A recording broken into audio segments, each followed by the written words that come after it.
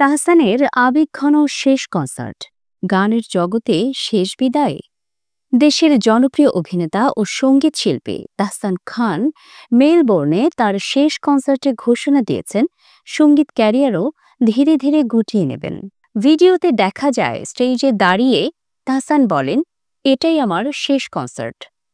মেয়ে বড় হচ্ছে, তাই এখন স্টেজে লাফালাফি করতে ভালো লাগে না। এই ঘোষণার পর তার সব সোশ্যাল মিডিয়া অ্যাকাউন্টও ডিঅ্যাক্টিভ করা হয়েছে। ফলে প্রিয় ভক্তরা হতাশ এবং আবেগে ভেসে গেছেন। ২০০৪ সালে সোলো অ্যালবাম কিছু কথা দিয়ে সঙ্গীত জগতে পথ চলা শুরু করেন। এরপর একক ও ব্যান্ডের সঙ্গে অসংখ্য জনপ্রিয় গান উপহার দিয়েছেন। চোখে চোখে কথা হতো, ভালোবেসে কেউ ভুল করো না, যদি কোনোদিন। তাহসান বলেছেন, মেয়ের বড় হওয়া ও পরিবারের প্রতি সময় দিতে এই সিদ্ধান্ত। হয়তো কিছুদিনের জন্য বিরতি নেবেন, তবে নিয়মিত কনসার্ট আর গান হবে না।